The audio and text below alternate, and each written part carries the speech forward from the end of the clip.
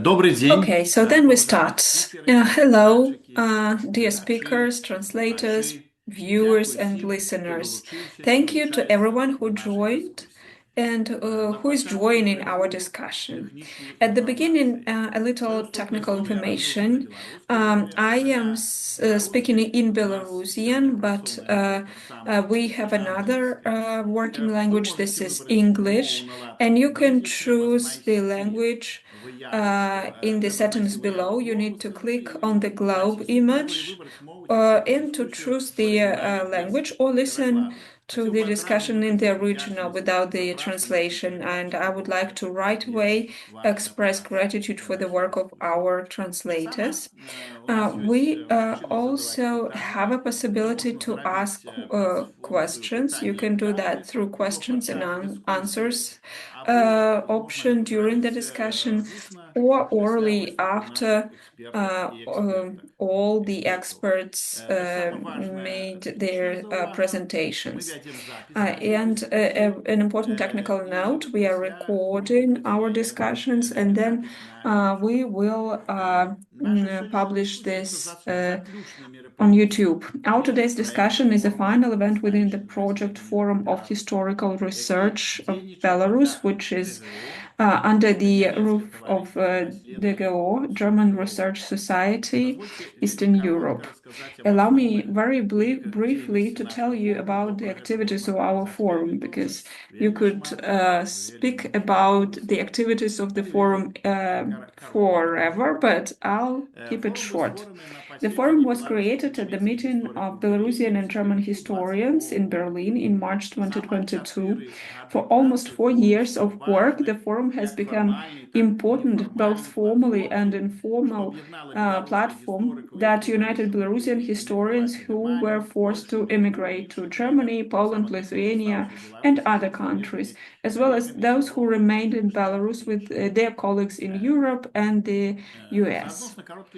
Our forum organized two scientific conferences in Berlin. About 100 specialists gathered there.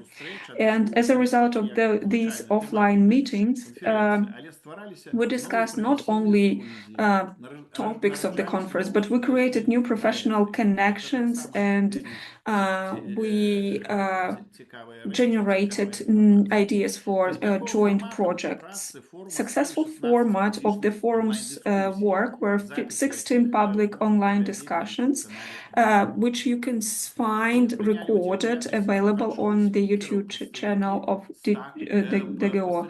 The participants were hundreds of participants from 10 countries, and these events can be very good examples when Belarusian topics were considered at the international level with the participation of experts from other countries, not only from Belarus. Besides, there were conducted 4 research competitions of scholarships which supported 19 researchers, and I'm sure we will hear about the research that started during and thanks to the scholarship from the forum. This is just the part of forum activities about which we can talk publicly because of the security reasons. I hope that the forum will be continued in other formats, because forum is you and me, it's us, historians, teachers, translators, Alias, Elisa, and many other people. Our today's meeting is already 17th online discussion within the forum, and it will be different from the usual format. This time, we will dedicate it to the presentation of a new online platform for researchers, H-Belarus. It was created in September 2025 within the framework of the forum's work to unite researchers, professors, and specialists in the field of Belarusian studies throughout the world. The Historical Forum gave first push to this promising initiative when at one of our meetings we discussed the problem of how to expand this Belarusian research in the world. Today's discussion will be moderated by Professor Curt Woolhiser. It's an independent scientist from Boston, from Davis Center. He received a doctorate in philosophy and Slavic linguistics in 1995 and taught in a number of U.S. universities, including Harvard, Boston College universities, in Texas and Austin.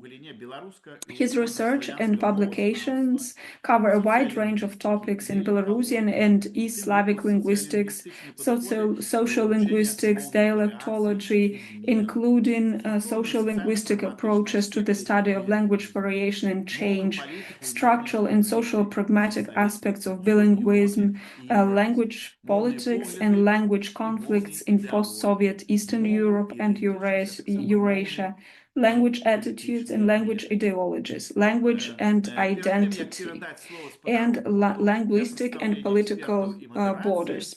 But before I hand over to the floor to Mr. Curt, I would like to suggest watching a short video that was created by the DGO staff to thank the forum, the colleagues from forums who are completing an important stage in their life. So thank you, and let's watch the video.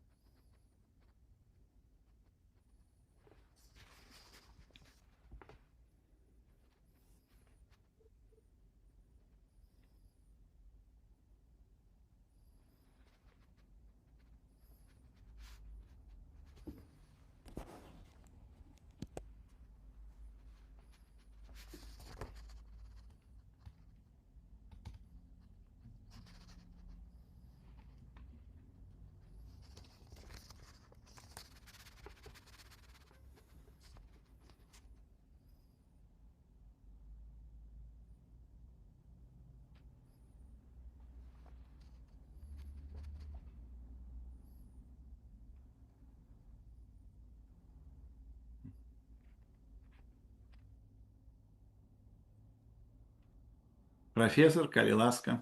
So, Professor, the floor is yours. Professor Shadurski, I'm delighted to have the opportunity to serve as moderator of and to welcome you all to today's workshop. Serdecznie witаю всіх учасників нашого онлайн-воркшопу. I welcome everybody. During today's session, you'll have meet the H-Belarus editorial team, learn how to join the network, and see how you can connect, contribute, and benefit from this growing international community. So I'd like now to introduce our panelists, and I'll follow the order in which they'll be speaking today. Our first panelist is Tatsiana Astrouskaya from the Herder Institute for Historical Research on East Central Europe and the University of Gießen. Tatsiana is a historian of Eastern Europe whose research interests include the history of cultural and political dissent, memory politics, and digital transformation in the post-socialist region. She's the author of Cultural Dissent in Soviet Belarus, 1968 to 1988, published in 2019, which has also been published in Belarusian in 2022 and in Russian this year. Our second speaker is Simon Lewis, who is professor of Central and East European Cultural History at the University of Bremen in Germany. His publications include the monograph Belarus, Alternative Visions, Nation, Memory, and Cosmopolitanism, published by Routledge in 2019, Remembering Katyn, as co-author, published by Polity Press in 2012, and as co-editor with Stanley Bill, Multicultural Commonwealth, Poland, Lithuania, and Its Afterlives, published by the University of Pittsburgh Press in 2023, and Regions of Memory, Transnational Formations with Jeffrey Olick, Joanna Wawrzyniak, and Małgorzata Pakier, published by Palgrave Macmillan in 2022.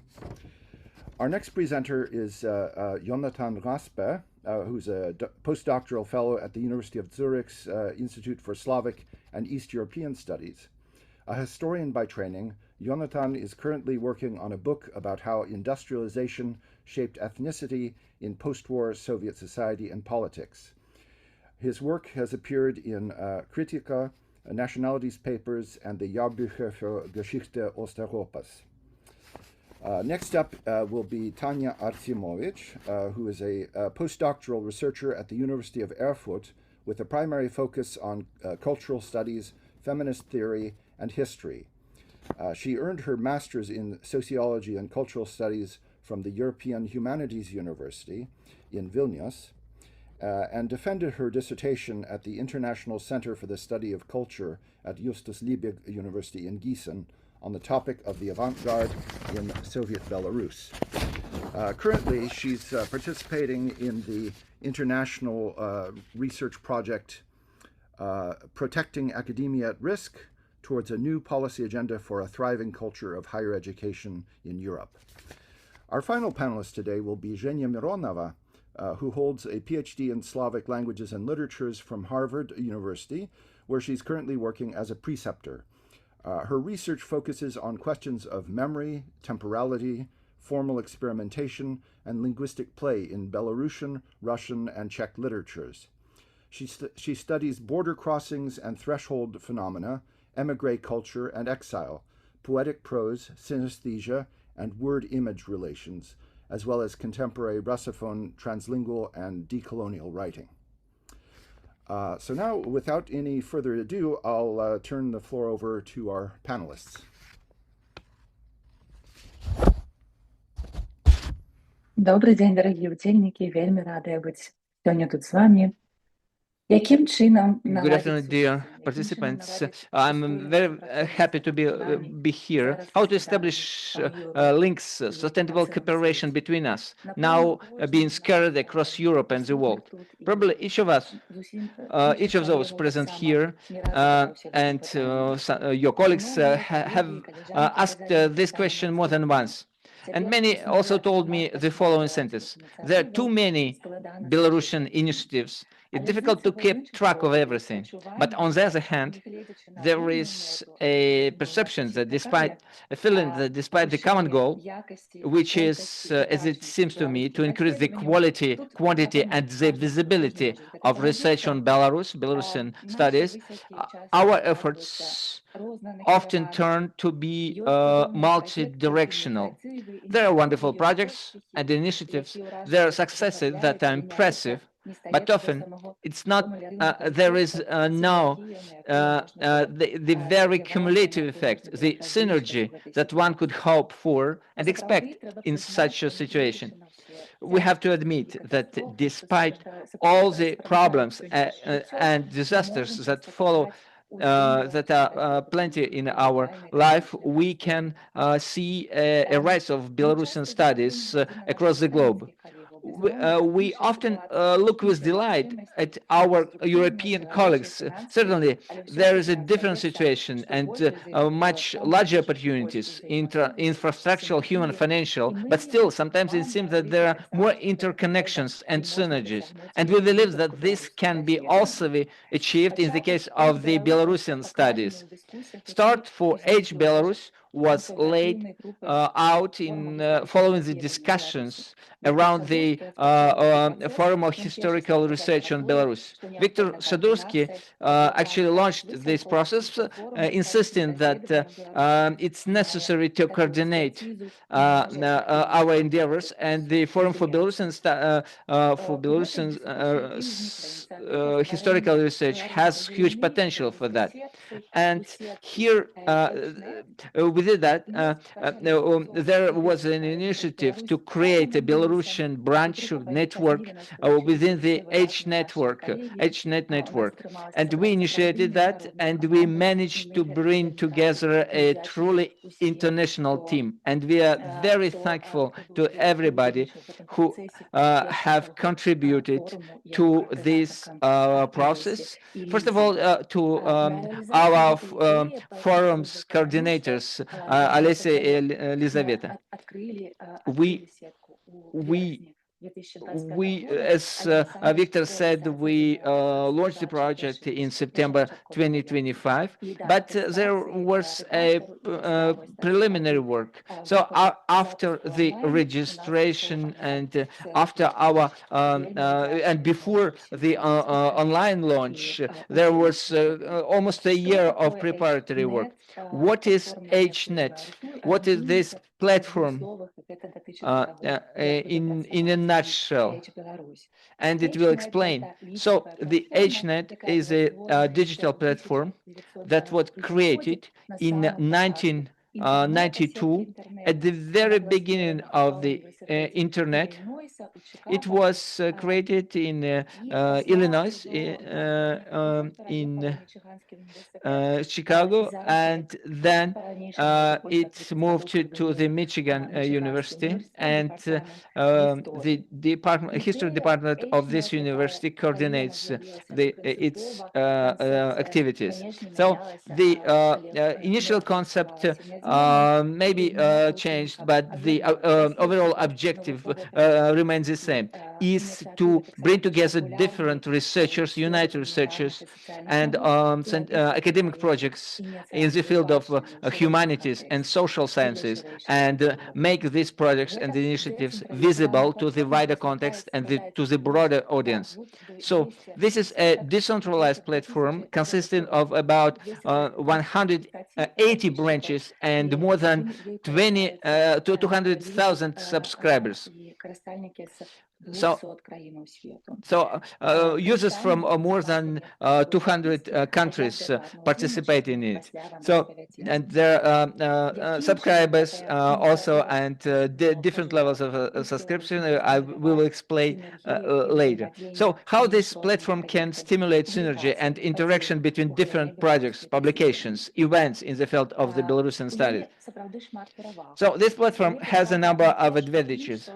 First, it simultaneously decides to solves two objectives.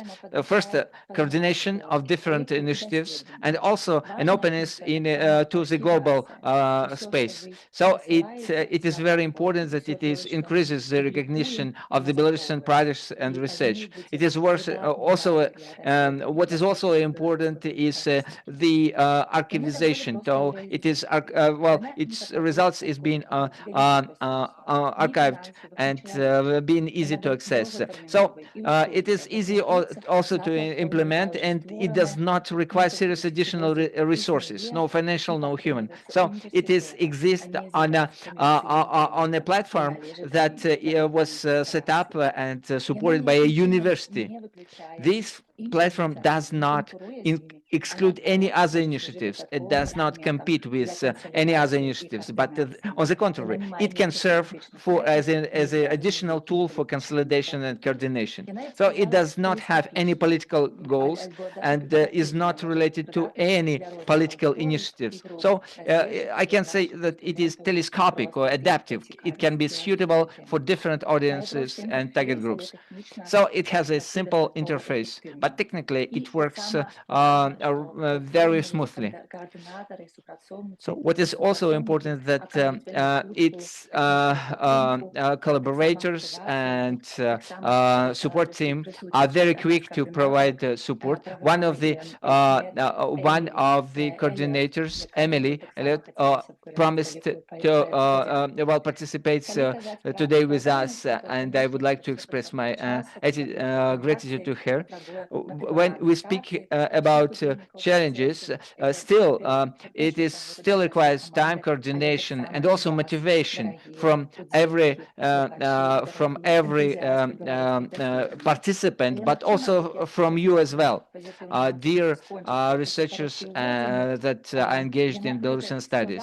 So, despite all difficulties, the necessity for coordination and motivation, it will pay off. It will, at some time, be a plus for us. It will help to create and to further develop a community, the communities that we all need. And now I give floor back to I give floor to Simon. Yeah, наступний слайд.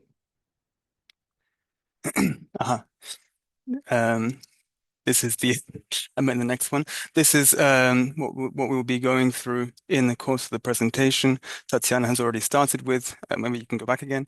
Tatsiana has already started with what Belarus is, what is its purpose. I will continue with that. And then Jonathan will explain how to use H-Belarus. Tania Arcimovich will report on her experiences so far as being one of the lead editors in the last 2 months, and Jenya will continue with what plans we might have for the future, what plans we do have for the future, and how you can all be involved in this as well. And we will try to leave some time at the end for your questions, comments, criticisms, and any other forms of discussion. Yeah, next slide now, please, Tatsiana. Thanks very much. It's very nice to see so many people in this webinar, including names of old friends and colleagues, as well as many names that I don't know yet, but I hope will soon become friends and colleagues through cooperation, including partly through the use of H-Belarus. As Tatsiana said, H-Belarus is an easy to use, relatively easy to use international network. What happened to the slide? And the idea is that it's international. It is above all, it's mostly English language, but it supports both English and Belarusian and other languages as well. Across all the other networks, you can see pretty much any other language that is used in the humanities and social sciences. And yeah, reflecting on my own pathway to a scholarly career, if you like, in Belarusian studies, in many ways it's yeah, the visibility of Belarusian studies comes from crisis, of course. The recent rise in Belarusian studies is, on the one hand, the reasons for it are somewhat sad, but of course it's also a great thing that there are more and more people working on Belarus in all kinds of different fields and disciplines. So the idea behind it is that it's both an international network for Belarusian academics and students, the increasingly diasporized, exiled academics and students from Belarus working in any disciplines, any fields, as well as a Belarusian studies network for international academics and students like many of us. When I started my own PhD in 2010, you could count on one hand how many people were doing PhDs on anything to do with Belarus, whether it was politics, literature, culture. It was very, very few in the whole world. You normally knew who they were from their names, but generally there was very little going on. There was very little networking. There was very little communication. Today, that has changed. We can see this from the recent ACES conference in Washington, which Jenya, together with Sasha Razor, organized for the second year, a wonderful multidisciplinary stream of Belarusian studies. And this growth is a great thing for us, for scholarship in general, because Belarusian studies has so much to offer, not just for Belarus itself, but also for all kinds of other disciplines, whether it's sexuality studies or urban studies or comparative literature in general. That visibility of Belarusian studies for Slavic as a whole and for scholarship as a whole needs to be promoted. needs to be promoted further, even though it's taken so many leaps and bounds in the last few years. And this is one of the purposes, this is one of the main purposes for which we've started H-Belarus. It is a platform on which job opportunities can be shared. It was probably, until very recently, pretty much unthinkable that you could get a stable position in academia with a PhD in any aspect of Belarus. These days, it's still probably not the best thing to do in terms of scholarly career, but it's certainly better than it was even, say, 10 years ago. It's to promote conferences, to promote publications, to promote book reviews in all aspects of Belarusian studies across the disciplines, and also to encourage dialogue between people in different countries, scholars, students in different scholarly communities. There are so many national associations, whether they're formally associations or not, like the DGO Forum, for which we're very grateful, like the Anglo-Belarusian Society in the UK, who since a few years now have been running an annual Belarusian Studies conference. Of course, the International Congress, which was traditionally held in Kaunas, this year in Berlin. These different things have been happening in parallel. Of course, there has been plenty of dialogue, but a place to bring this information, these initiatives all together in one place, also giving the opportunity to advertise and promote these different initiatives to outside, to the other networks on HNet, whether it's H-Ukraine, H-Poland, H-Urban Studies, and so on. These are ways in which Belarusian studies can be better networked into the world at large, which is why this dialogue, this collaboration, this interdisciplinarity is so important. And it's equally important that it's not a platform on which a few chosen elites decide what to do. It's a democratic platform in which the members and anyone can join. We vet, but generally we'll accept all applications to join. Anyone can join and make announcements, share their job opportunities, fellowships. Doesn't have to be their own, things that they've heard of, things that they found elsewhere, things that they found on a different network can be shared and advertised to the community. And in this way, of course, it doesn't replace personal communication, but it makes that personal communication easier. It facilitates that, if we all see, if people see that there is a call for a certain conference or publication opportunity on HNet, then of course it increases the communication and dialogue between us, and then hopefully we also meet in person in the future somewhere, and it all starts going again. So that's what it's for, and I will now hand over to Jonathan, who will explain how exactly it works on the technical side. Thanks very much.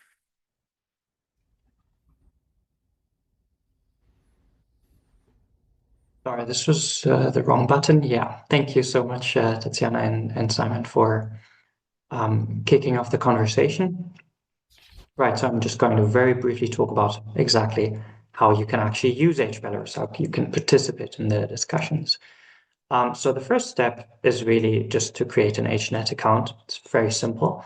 And after that, you can join H-Belarus. You can join pretty much any of the other networks there are. There's a amazingly large number of networks there that you can all explore once you've registered. Next slide, please, Tatsiana. Yes, so this is really all it takes to create an account, to register with HNet. You just need to enter your first and last name and an email address associated with that account, and that's pretty much really all you got to do. And once you've done that, you can join a network. Next slide, please. Right, so here, right, that's just H Portugal. Let's assume you have an interest in Portuguese history or culture. There are two options to join the network. The first one is to become a member, which is sort of the ideal option, the default option if you want, which is why it is also just declared as joining a network here, the first button that you see there. It's sort of the ideal option because obviously all HNet networks want to really encourage active participation and engagement of all of their members. But if for some reason you do not want to become a full member, you can also just subscribe to that network, which is the second button below. All right, so I think I need the next slide. Yeah, wonderful. So let me really just briefly explain the main differences between these two options. There are basically three main differences, although the first two are, pretty much related. So when it comes to contributing, making a contribution of your own, if you're a subscriber, you cannot make any contribution. You're really just you're really just seeing what everybody else has been posting on that network. As a member, you can submit pretty much any content that fits the rules of HNet. Permissions is basically the same. You do receive updates, whether you're a subscriber or a member. You receive them through the email address that you used when you registered for HNet. You can choose either to receive updates for every, an email notification for every single post that's been made, or to get a digest of everything that's been happening on the networks that you've subscribed to at the end of the week. As a subscriber, you do receive the updates. As a member, you receive the updates and can make your own contributions. All right, and then the last point is really just, sorry, no, one slide back. The last point here, the differences between subscriptions and memberships, is that you can just subscribe to our network without us ever finding out, if you prefer that. But that is obviously not the ideal solution. We would like you to become a member. Membership requests, however, are moderated. So just to sort of pre-vet any members that join the network. All right, now I need the next slide.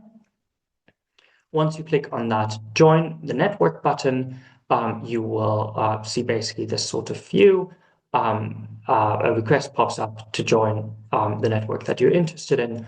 And here you may choose to add a message to the network editors, which can be really helpful for them to just confirm that you're a real person, to confirm that you have some sort of interest in Belarusian history, culture, Belarusian studies, whatever it is that you are interested in.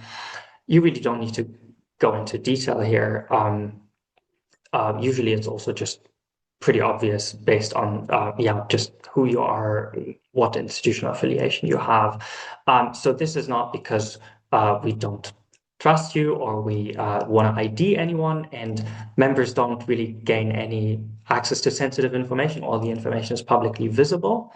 It's really just common HNet policy to vet members before they join networks, because it's easier to prevent people who should not join rather than remove members who post spam. All right. And once you're a member, Tatsiana, next slide, please. You can actually create your own content, which is very exciting. I'm just going to give a couple of details here about what information is needed. So then once you click on that button, it will take you to another screen. I don't have the screen now, but I do have another slide for that, Tatsiana, which is really just the main information for that. That is needed to post an announcement. There are a couple of different posts you can make: announcement, discussion. You can also just share a link, but announcement is really just the sort of default option here. So obviously you do need a title for whatever it is that you decided to share. You need to choose what type of announcement this is, if this is about a conference or any other sort of event, if this is a call for papers or a funding opportunity. Now, you cannot actually directly submit job opportunities to H-Belarus, unfortunately, because this is a paid service that HNet, the overall platform, uses to finance itself. So these must be submitted to the HNet job guide first, but then they will be automatically posted if you use the right tags and keywords. They will be automatically posted to H-Belarus as well. You can actually also choose to make one announcement that will be posted on a variety of networks. You do need to join those networks before you do that. But you can basically just choose the networks while you post this announcement to add additional networks in addition to H-Belarus. You also, just location and date, contact information, your email address. I think these are pretty much obvious bits of information that are required. An internet address can also be really helpful. An announcement text, obviously, where you just describe the event that whatever the announcement is about. And then you choose a subject field, which is probably going to be, you can choose several subject fields, but one is probably going to be Eastern European history or studies, and then just a couple of keywords depending on the sort of announcement you make. And all of these are from, I believe, a drop-down menu, or not a drop-down menu, but once you start entering the term, then you will see suggestions. All right, and then there's really just one slide left, I believe. Yes, so all submissions are moderated by a network editor. This is usually just a formality, just to make sure that the submission you made complies with the guidelines, with the rules of engagement for all the HNet networks. Sometimes this is also just super helpful. I know this based on my own experience when making an announcement. Maybe you forgot to include a detail, so usually a network editor is really helpful to point out anything that might be missing. Our language policy is we accept submissions both in English and in Belarusian. Obviously, we encourage to make submissions that are also in English, just to increase the reach of whatever it is that you decided to post. When you make an announcement, you can tick a box that it should also be distributed through HNet's main H-announce notification service. And if you choose that option, then English is actually required, which is something I had to find out at some point when one of my posts was denied publication. But that's a different story. So that's perhaps good to know if you want to reach an audience beyond H-Belarus. All right, and I believe that's pretty much all there is to know at this stage about using H-Belarus. So I will now hand it over to Tania, I believe. Так, дякую, Йонатан, дякую, Тетяна. Thank you very much, Jonathan. Thanks, Tatsiana,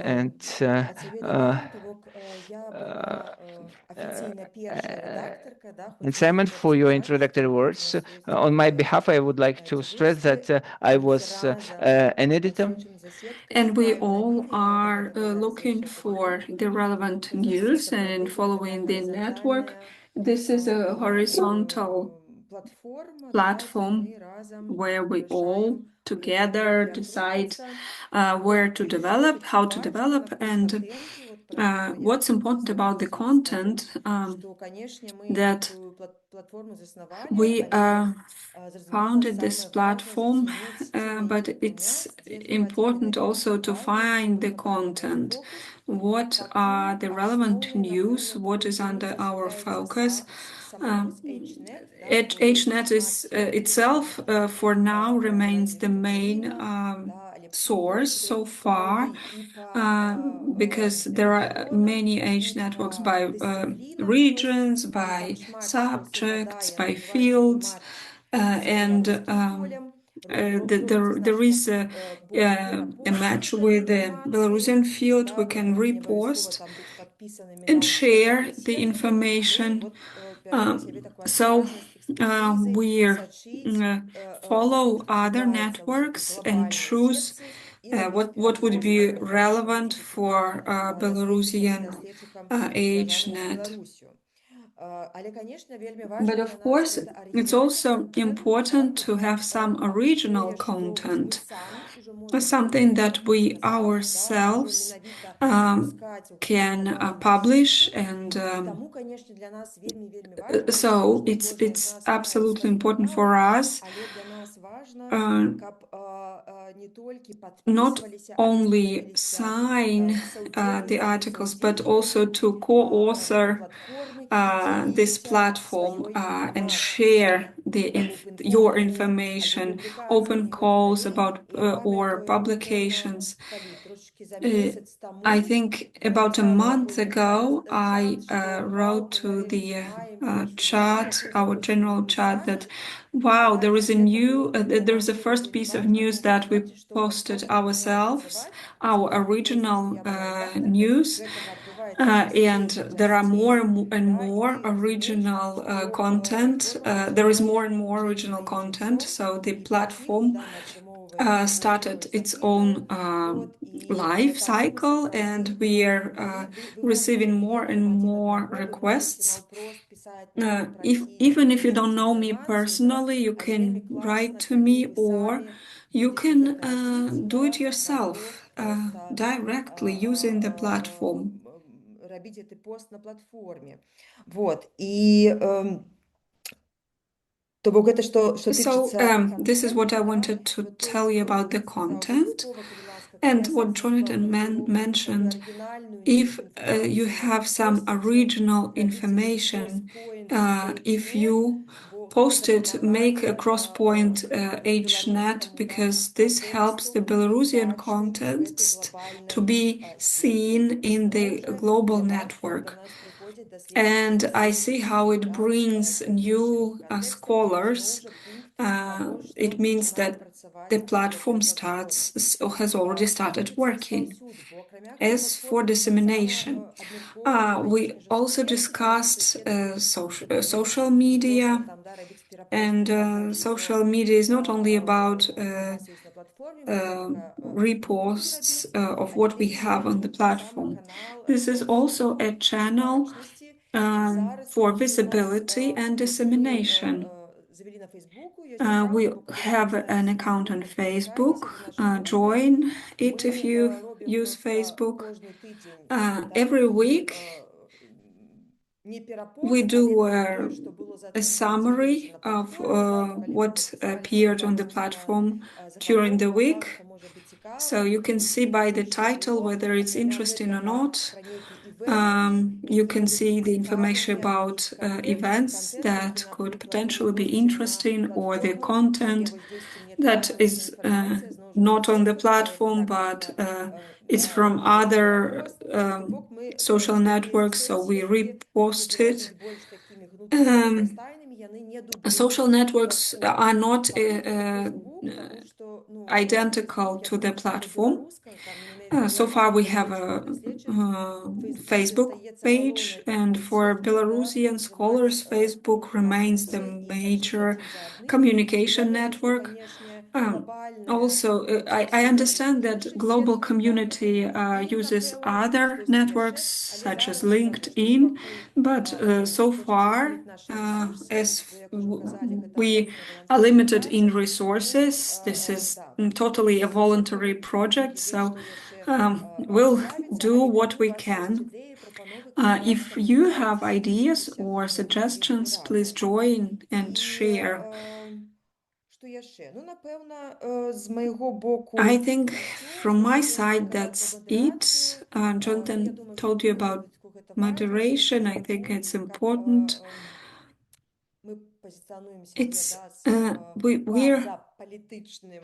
We are claiming that we are beyond politics, so we think it's important to moderate the content.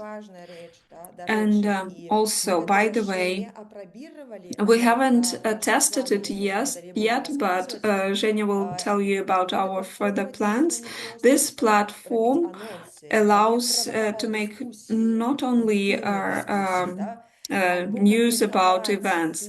It also is suitable for discussions and comments. We haven't tested it yet, but I think it can be quite productive for the scientific discussions. If you see information and if you have some comment or want to add anything, please comment. This will provoke discussion and other scholars will join. If you have a topic you want to discuss, you can start a discussion too. So we are still learning how those tools work, and step by step we are going to launch new tools, new functions. follow us and join us. Jenya. Thank you, Tanya. Thank you for all the resources that you've mentioned, and I will continue, but I will switch to English.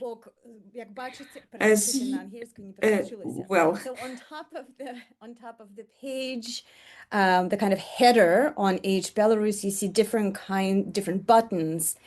The announcements is a kind of primary place where you can see the posts that have been posted. The discussions is what Tanya just alluded to. This is a place where you can start a discussion. And there's also resources, which is that last button on the right. And that's probably the part of H-Belarus that I myself am very, very excited about. As Tatsiana mentioned, this network is meant both to kind of consolidate and bring us closer together, but also to build bridges and connections to other fields, disciplines, and to our allies. And I find resources a particularly helpful part of this network because, well, at least in the US, there are very few scholars and teachers who have the luxury, probably no scholars and teachers have the luxury of actually teaching a whole course on Belarus. But there are many people, many allies, many Slavists.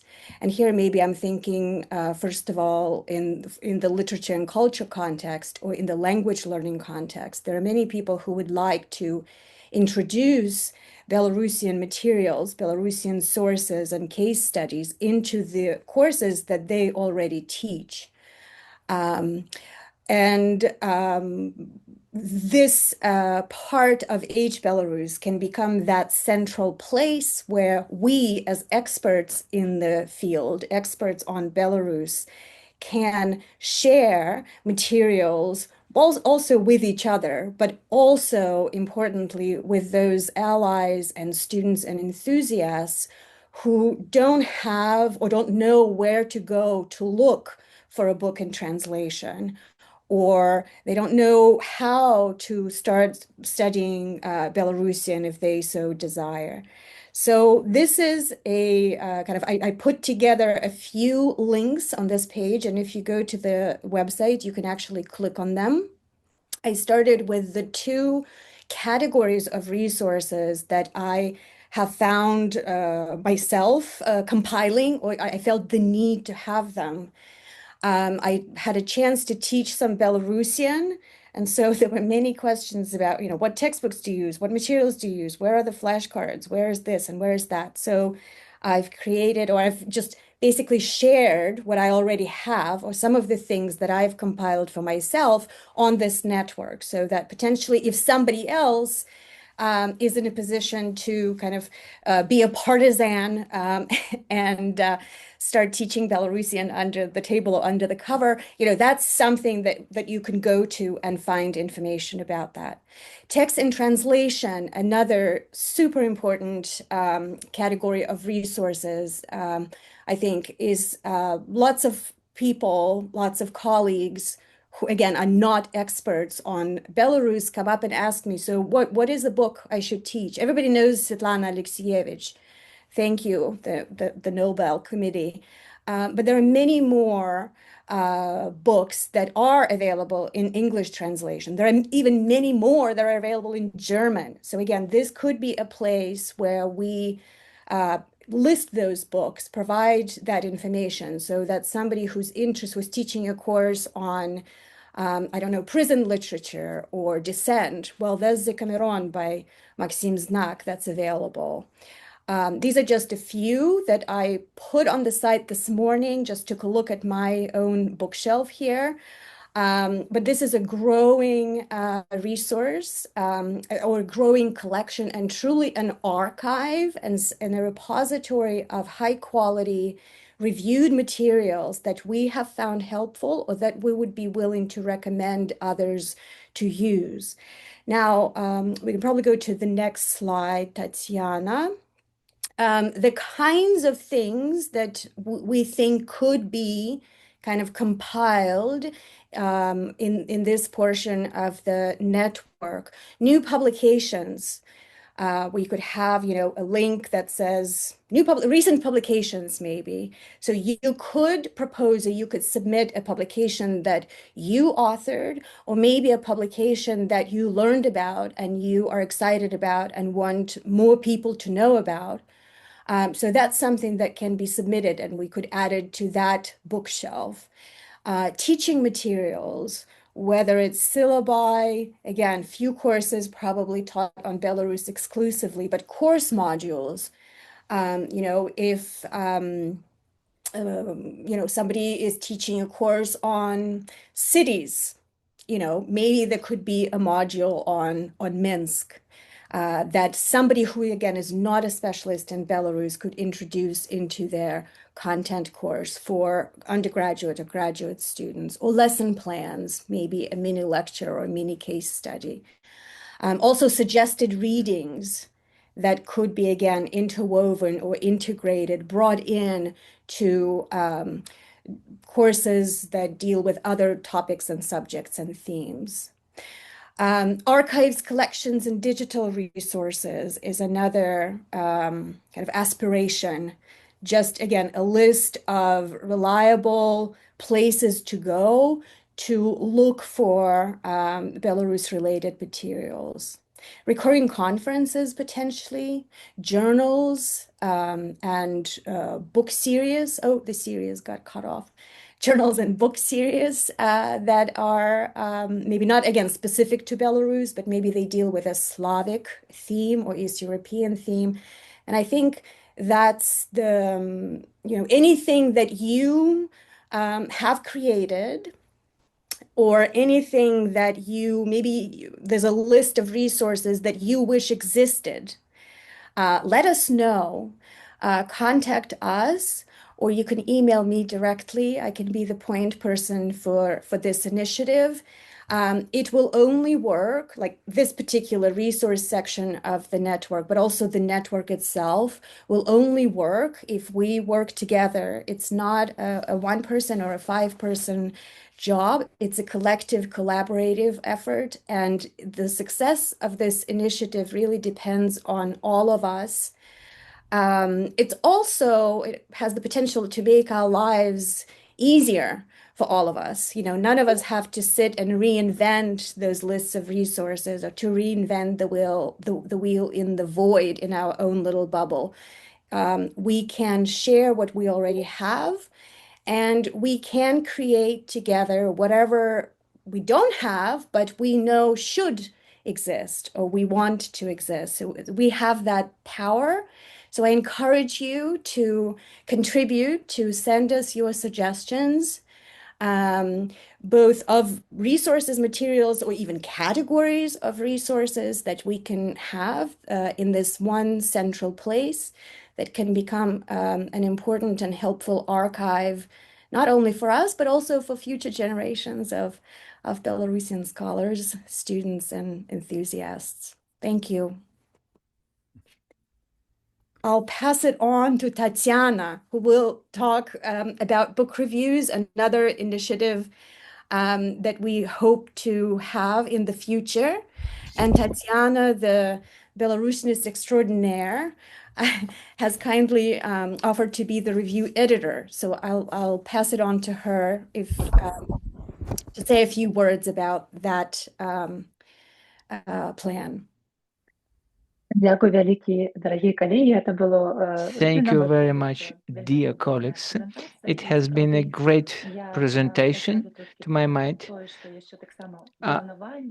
I will share a few thoughts about what is in our plans, what we plan to do.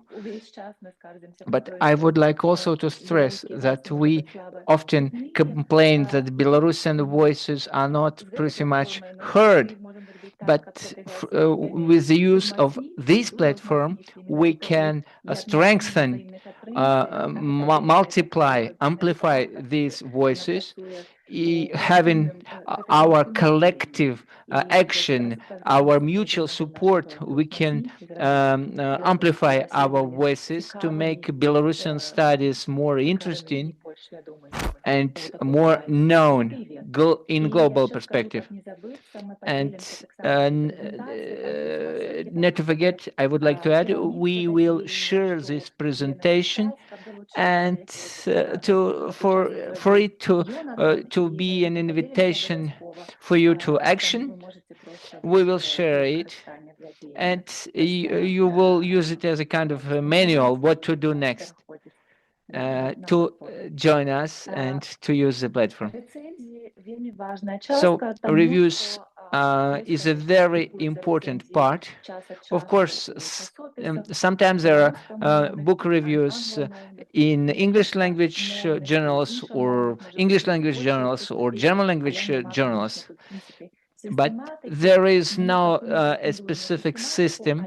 We don't pretend to have a whole system of that, but we want to do the things that are not done by other platforms.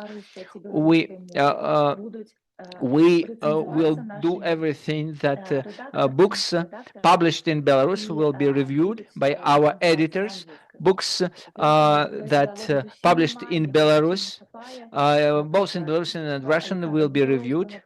For example, the book by Alexander Guzhalovsky on the Khrushchev's thaw is not visible in the global context, in the context of the Soviet studies, and we want to do that on specifically on our platform. It will take some time, but anyway, I call upon you to look at this part of HNet. It's called the H reviews.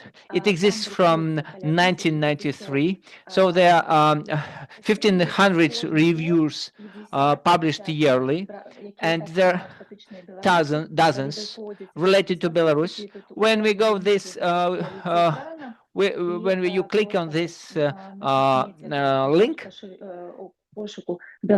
looking for Belarus in search, and you will see many interesting books and even unexpectedly appear. So, and it will be a very good source also for your for your researches. For example, the book by Sergei Shupa, Archives of the Belarusian Democratic Republic, BNR, was reviewed in 2000, and it is there. So it is in the now in the process. We need to get accreditation, but if there is anybody willing to join us, there it's possible to have a number of people who would be working as book reviewers. Please write to us, and we will be very thankful to you. Many thanks for everybody who has joined us. We are open to any of your questions, and we will share, as I told, the presentation with you. And please join us. Let's work together.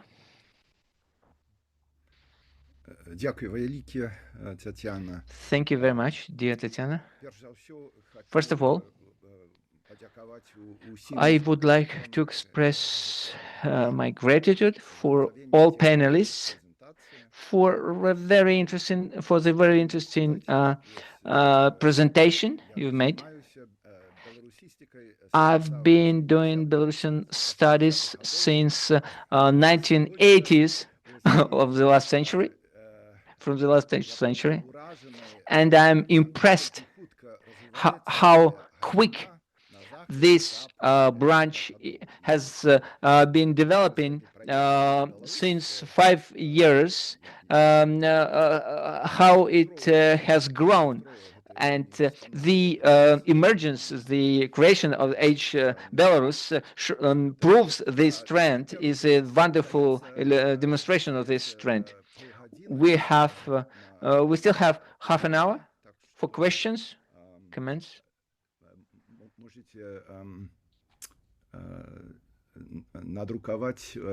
You can type your questions in the chat or Q&As. Може, у кого є Are питання? there any questions? Коли нема, If there is no questions, я якраз спитаюся. I will ask. Curt, there is a... Я нечто не бачу.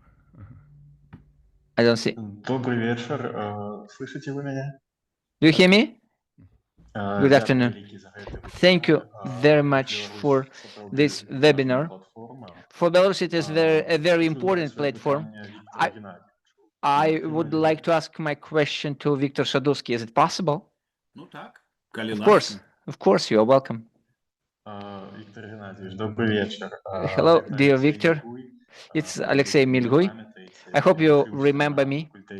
I was a student of International Relations Department, the International Relations specialty. You were my first dean of this department. I'm very delighted to see you. Now, I'm a first-year student, MA student of Gießen University. I study the Eastern European politics, and I have a question to you. In your opinion, what is the easiest way to be adapted to go through adaptation in a new country? Alexei, I'm very happy to see you and happy to learn that you continue your studies. How to be adapted to in a new country? You have to study to do your best to learn languages, especially for young people. You have to speak new languages, to respect the culture in which you operate, but at the same time, not to forget where you come from.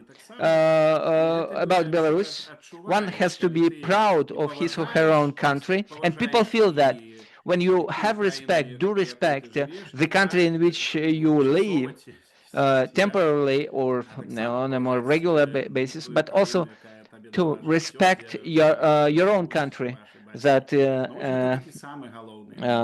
give best to you, where your parents live. So this is my piece of advice. So to learn new things, to learn language, to follow cultural events, and to connect with other people. The researchers are great. Look at Simon, at Curt, and other people. So people are open. I know very well the Gießen University. They have wonderful historians, and Tatsiana Astrouskaya and Tatsiana Arcimovich are also linked to this university, as well as me. So all the best to you, dear Alexei. Many thanks, dear Victor. I have already met Tatsiana Astrouskaya, and it was she conveyed me the same message. I try to be adapted. I learned the German language. Thank you very much. I'm very happy to see you. Alexei, please do join or subscribe to H-Belarus.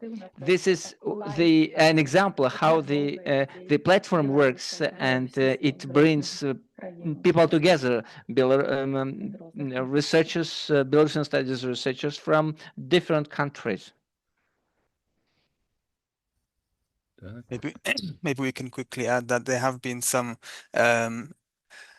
membership requests already submitted during this webinar, for which we're very happy, and you have already been accepted. Please, those who haven't taken the initiative yet, go ahead, we're waiting for you. There's a question from Olianovskaya.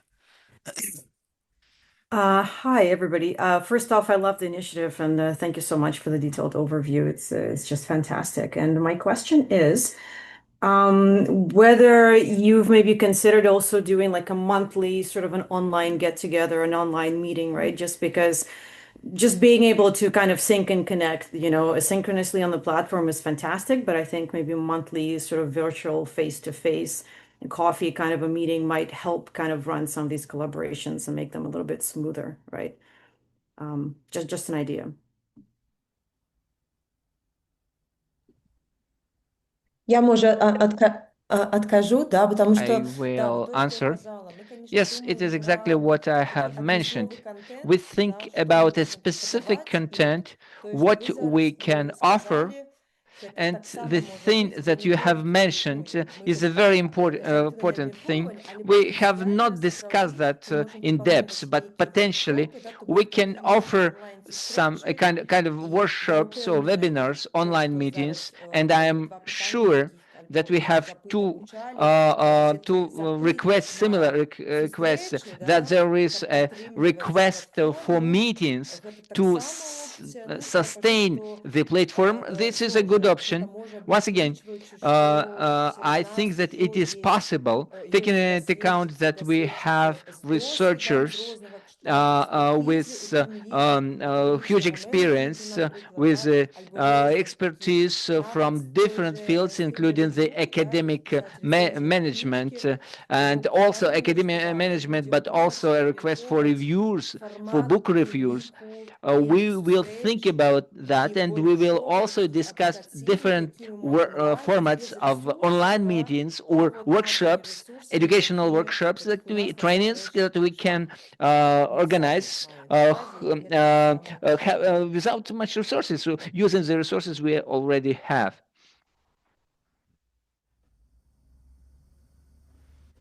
I would like to add, thank you, Volga. This is a wonderful idea. Studying is one thing and networking meetings are the other thing. And this is what we lack. It's a very interesting idea. Once a month is a bit too frequently, but we will think about it. Because to get together, we need to think about a format. But in principle, it's a very good idea because it allows us to meet each other in person. I also thought that we could make side events at large conferences. For example, we met with Jenya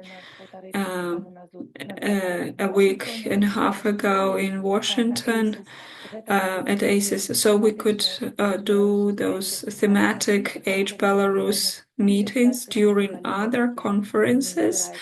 If there are several members of editorial, of course, we could think it over and arrange such personal meetings because we're interested not only in content exchange but also in personal exchange.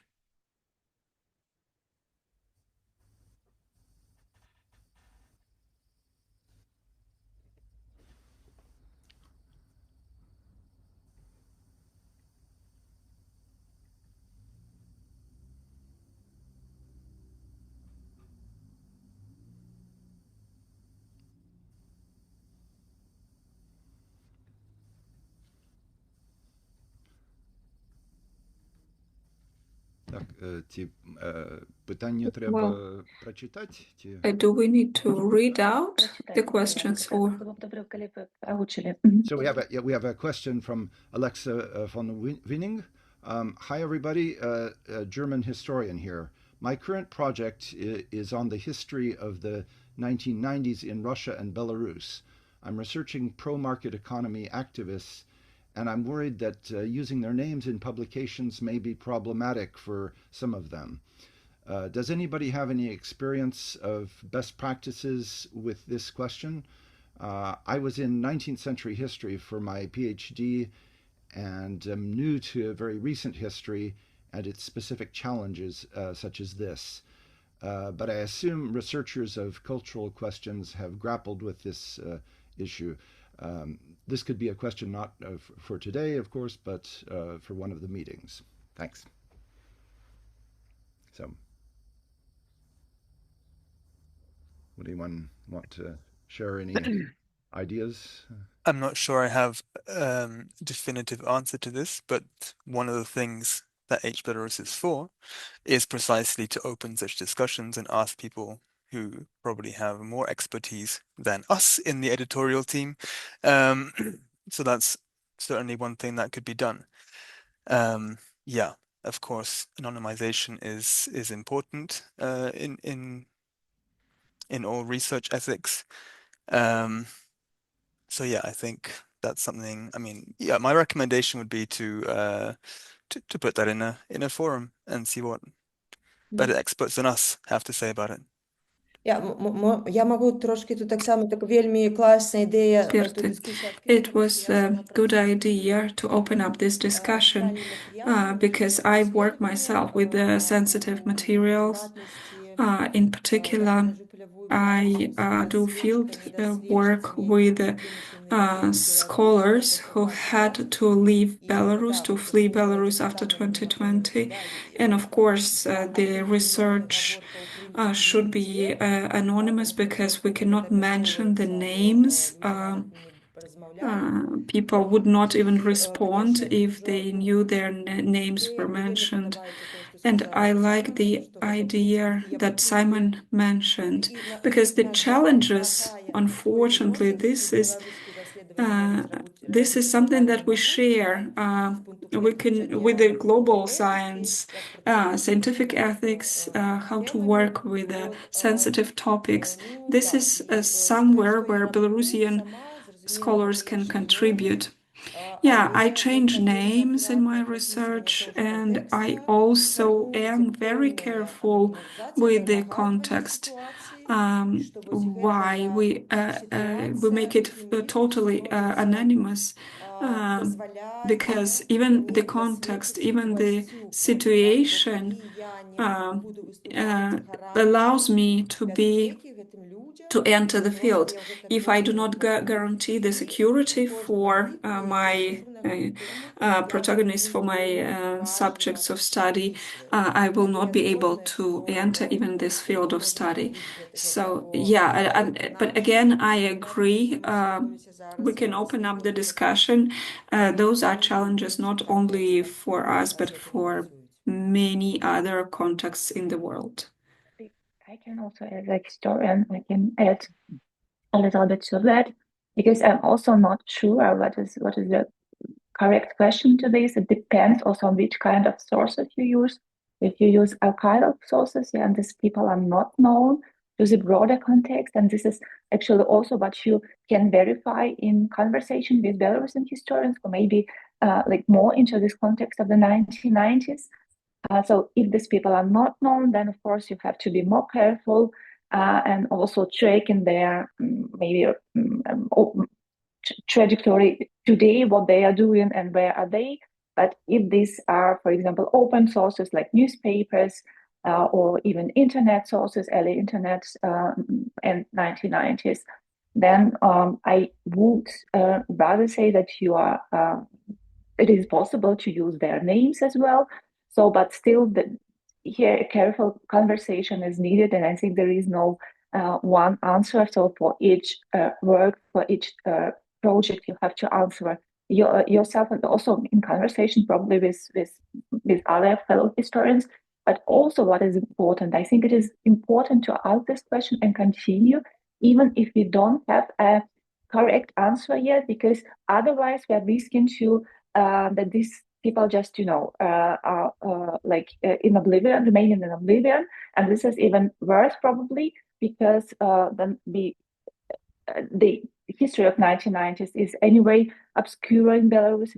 In Russia, I see so much to investigate there, and if we don't talk about it, if we don't write about it, it's also very bad. So we do need to move on this way, on this path, and asking this question, we don't probably find a proper solution, a right solution in one work, but we definitely have to do this. Thank you.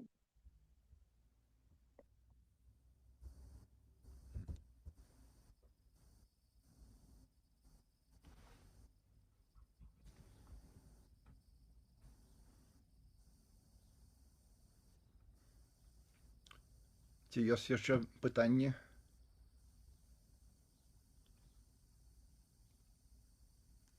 Is there any other questions? I don't see any questions. Well, for all our participants, if you have any questions or inquiries on the technical side, maybe we went very quickly with the information on how to register and how to join the platform. Well, we can repeat or share the screen, and please write to us. For those who do not understand very well the English language, we decided that to do that. So we decided to do everything in English for now, but we want people who speak Belarusian, the Belarusian speakers, to join this project, to participate, to use, and to exchange resources. If anything is not clear, please get in contact with us, and we will be more than happy to help you. I have a question to our panelists. Given the scarcity of organized Belarusian studies programs in Western countries, it seems to me that H-Belarus would be an excellent resource for organizing an interdisciplinary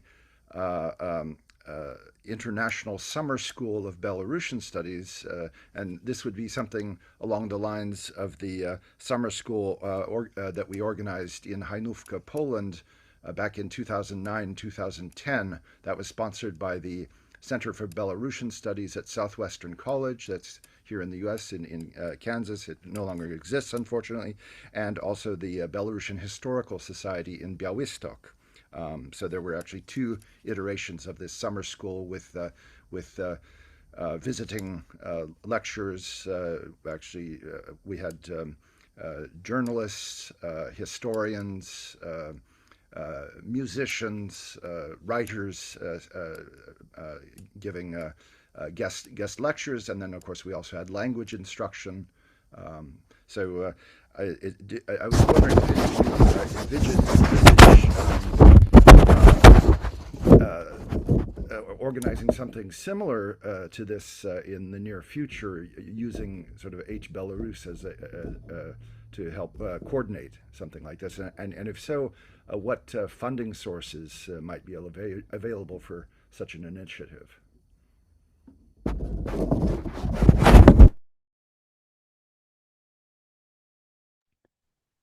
Who wants to answer?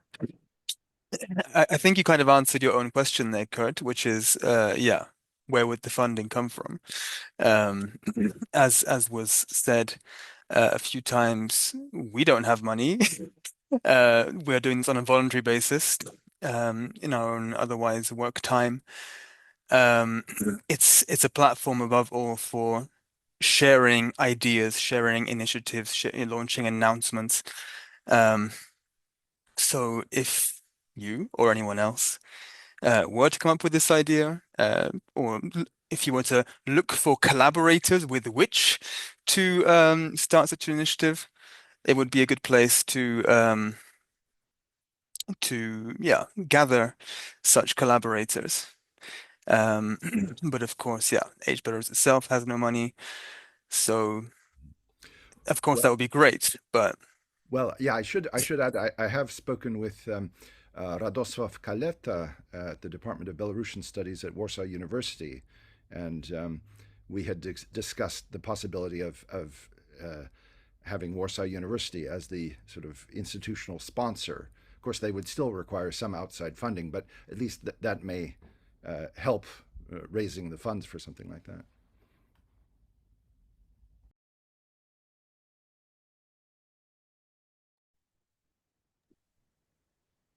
Yeah, then I would recommend to Radosław Kaleta that one way he could look for collaborators would be to post an announcement. There's another question. from Marina Hobo. I don't know, do you want to read it, Curt? Yeah, sure. Есть у вас планы ладить онлайн-презентации новых? Do you have any plans to hold online presentations of new publications, both literary and academic, or organize online courses or conferences on current Belarusian studies topics? Can I add? Yes. I would like to stress that the forum ends the stage of our activities, but we will continue to operate under each guide. Next year, we plan to have 4 online workshops: Belarus, Poland, Belarus, Lithuania, Belarus, Germany, and Belarus, United Kingdom, and US. So to have online workshops, bringing together historians from those respective countries and Belarusian historians to discuss the following issues. What are the most current issues discussed on Belarusian studies? What centers are being engaged? What researchers are there? And during such workshops, we can also share information about our H-Belarus platform.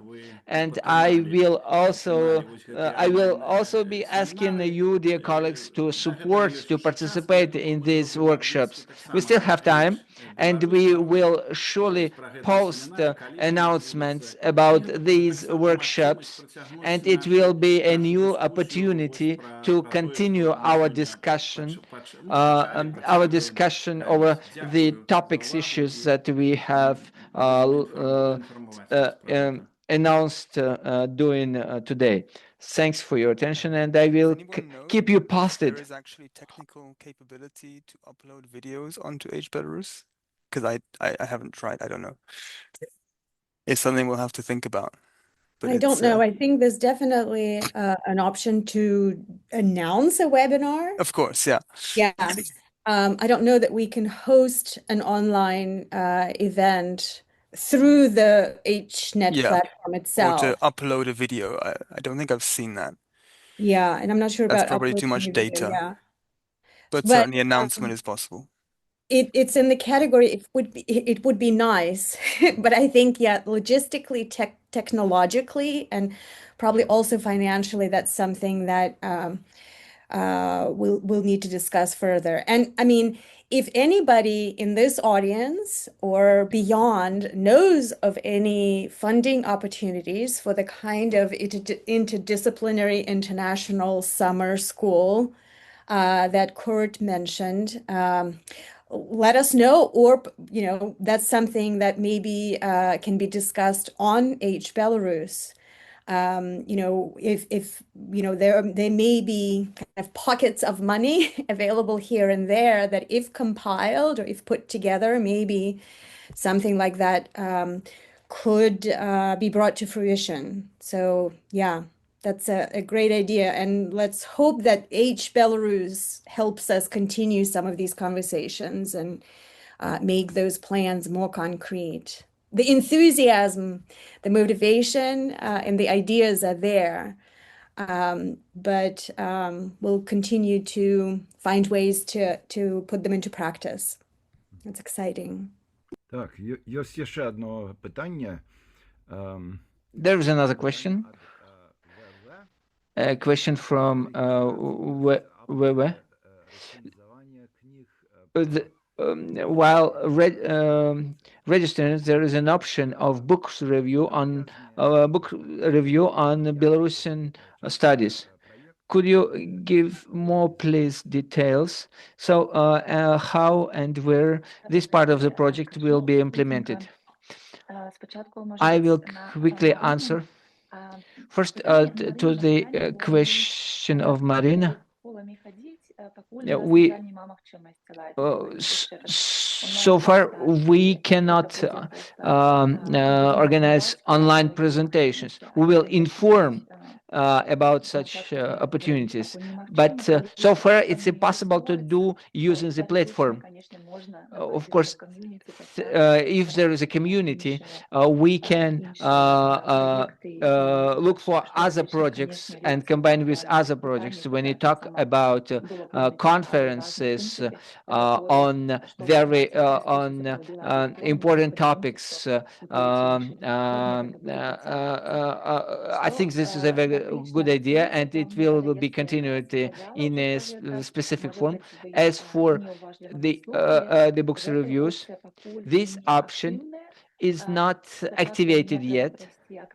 I need to went through the accreditation approval as an editor. It would be great that somebody else joins me in this editing, book reviewers role, and we want to provide the reviews our books that are published in Belarus, exactly, because they are the least accessible for the English-speaking readers or researchers, but there are many interesting things that are being published. Technically, we order a book.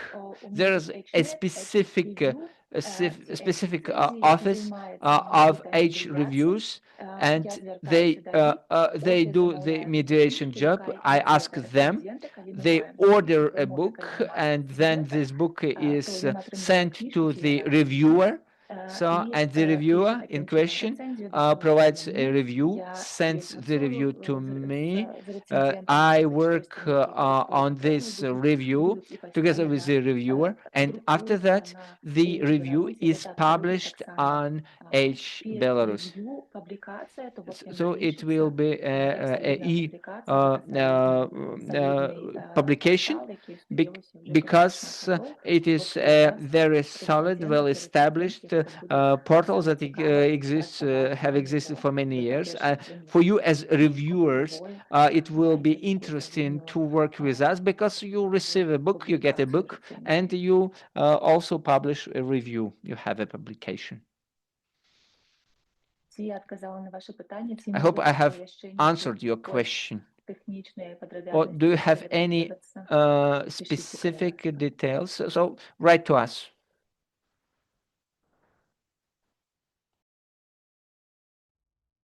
Так, у нас осталось 3 хвилини. We still have 3 minutes.